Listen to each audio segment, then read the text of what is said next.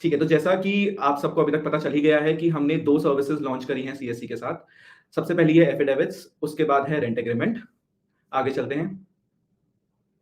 तो आज हम ये जानेंगे कि what do we mean by an affidavit? What is an affidavit? उसकी बेसिक डेफिनिशन क्या होती है? तो बेसिकली एफिडेविट एक ऐसा स्टेटमेंट या एक ऐसा डॉक्यूमेंट है, जिसमें हम डिक्लेयर करते हैं एक पॉइंट ऑफ ट्रुथ, या कोई oath which is a truth as per us. तो ये एक बेसिक लीगल डेफिनेशन होगी एफिडेविट की। और एफिडेविट हमारे काफ़ी लीगल काम में यूज़ होता है आजकल, जिसमें गवर्नमेंट रिलेटेड होते हैं, पर्सनल रिलेटेड एफिडेविट्स होते हैं। वो जैसे-जैसे हम आगे बढ़ेंगे, हम बताएँगे कि किस-किस तरह के एफिडेविट्स हमें सीएससी पे मिलेंगे। और उसके बाद क्योंकि वो एक ट्रू डिक्लेरेशन है, वो बताता है कि हमने ये जो डिक्लेयर करा है, ये सच है, तो इसकी एक क्रेडिबिलिटी वो आगे पास ऑन करता है कि yes, everything is true and everything is credible, जो कि इस डॉक्यूमेंट में मेंशन्ड है। आगे बढ़ते हैं। अब सीएससी जो एफिडेविट्स लॉन्च करा है सीएससी ने, वो कहाँ पे यूज़ हो सकते हैं? सीएससी के पास पूरे 14 तरह के एफिडेविट्स हैं, जो आप काफ़ी अलग-अलग कामों में इस्तेमाल कर सकते हैं। सबसे पहले हम चलते हैं चेंज इन नेम एफिडेविट। अगर आपको अपना नाम बदलना है, तो उसका भी एफिडेविट हमारे पास है। अगर आपको डेट ऑफ बर्थ का प्रूफ कहीं सबमिट करना है, तो वो एफिडेविट हमारे पास है। प्रूफ ऑफ एड्रेस का एफिडेविट हमारे पास है। Proof of income, no criminal record, gap in education, issue of duplicate certificate, marksheet. अगर आपकी मार्कशीट या फिर सर्टिफिकेट खो गया है और आपको डुप्लीकेट इश्यू कराना है, तो आप तब ये वाला एफिडेविट इस्तेमाल करेंगे। एजुकेशन लोन अगर आपने लिया है, तो उसके लिए जो एजुकेशन लोन एफिडेविट हमें सबमिट करना पड़ता है, तो हमें एजुकेशन लोन एफिडेविट सबमिट करेंगे। फिर फर्स्ट बॉर्न चाइल्ड प्रूफ के हिसाब से भी हमें एफिडेविट सबमिट करना पड़ता है। कॉलेज में अक्सर मैंडेटरी होता है एंटी रैगिंग एफिडेविट सबमिट करना, तो वो आपको मिलेंगे। एयरशिप एफिडेविट्स होता है कि जितनी भी हमारी संपत्ति है, वो हमारे बाद किसको जाएगी, तो उसके लिए भी एफिडेविट चाहिए होता है। और अगर हमें डेथ सर्टिफिकेट या बर्थ सर्टिफिकेट किसी के बिहाफ पे इश्यू कराना हो, तो उसके लिए भी हमें पहले एफिडेविट सबमिट करना पड़ता है। तो ये पूरे 14 टाइप्स ऑफ एफिडेविट्स हैं, 14 प्रकार के एफिडेविट्स, जो आपको सीएससी पे अवेलेबल ऑलरेडी हैं। आगे बढ़ते हैं। अब आ जाते हैं हम रेंट एग्रीमेंट। तो रेंट एग्रीमेंट तो एक ऐसा कॉमन टर्म है, जो हम रोज़ाना की डेली लाइफ में हम सुनते ही सुनते हैं। इसको कोई अलग से इंट्रोडक्शन की ज़रूरत नहीं है। बट इसके जो की फीचर्स हैं सीएससी पे, वो ये हैं कि रेंट एग्रीमेंट एक ऐसा रिटन कॉन्ट्रैक्ट होता है, जो सिर्फ 11 मंथ्स के लिए वैलिड होता है। उसके बाद उसको रिन्यू कराना होता है 11 मंथ्स ऑन 11 मंथ्स वैलिडिटी के बेसिस पे।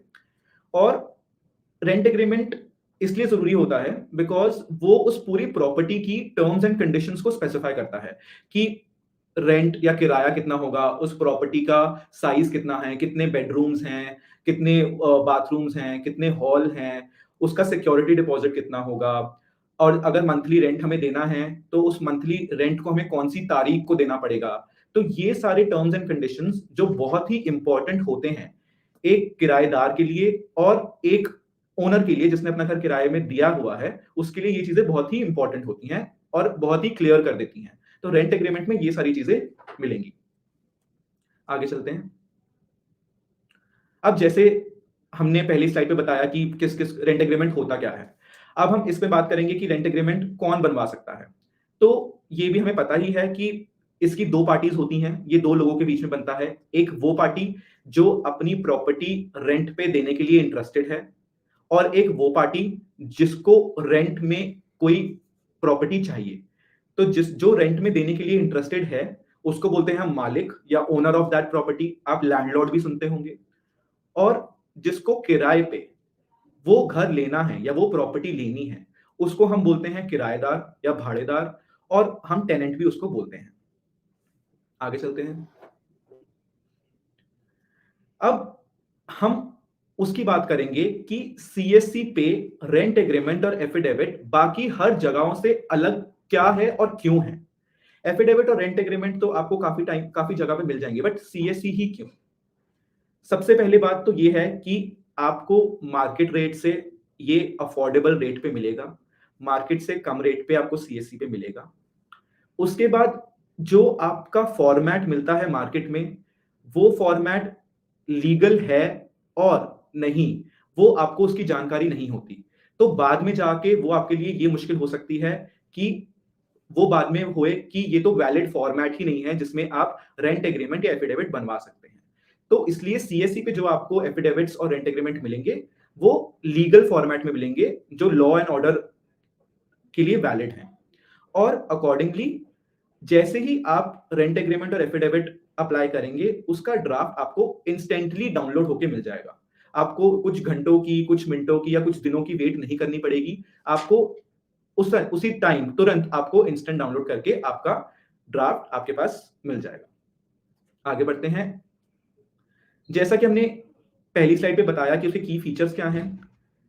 एफिडेविट का लॉन्च प्राइस है 99 रुपए, विच इज ₹99, और रेंट एग्रीमेंट का लॉन्च प्राइस है ₹199, 199 रुपए। अब आते हैं कमीशन पे। तो इस प्राइस का 40% कमीशन वैलीज को मिलेगा। तो ये होगा कमीशन स्ट्रक्चर ऑफ एफिडेविट। 99 रुपए का 40% और 199 रुपए का भी 40% वैली की कमीशन होगी। अब हम चलते हैं नेक्स्ट स्लाइड पे। तो अब आगे हम ये बताएंगे कि सीएससी द्वारा आप रेंट एग्रीमेंट और एफिडेविट को अप्लाई कैसे कर सकते हैं, उसका आवेदन कैसे कर सकते हैं। आगे वाली स्लाइड्स पे अब हम ये बात करेंगे। हम आगे बढ़ते हैं। ठीक है, तो सबसे पहले आपको रेंट एग्रीमेंट और एफिडेविट की सेवाओं को आवेदन करने के लिए आपको डिजिटल सेवा कनेक्ट पे अपना यूजर आईडी और पासवर्ड और कैप्चा डाल के लॉग इन करना पड़ेगा। नेक्स्ट पे चलते हैं। सेकेंड स्टेप में हमें रेंट एग्रीमेंट और एफिडेविट ऊपर सर्च में टाइप करना पड़ेगा ताकि हम उस सर्विसेज तक पहुंच पाए।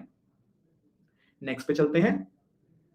स्टेप 3 में हमारे पास ऐसी एक स्क्रीन खुल जाएगी जिसपे हमें लॉग इन विद डिजिटल सेवा कनेक्ट पे क्लिक करके हमें एक बार और लॉग इन करना पड़ेगा।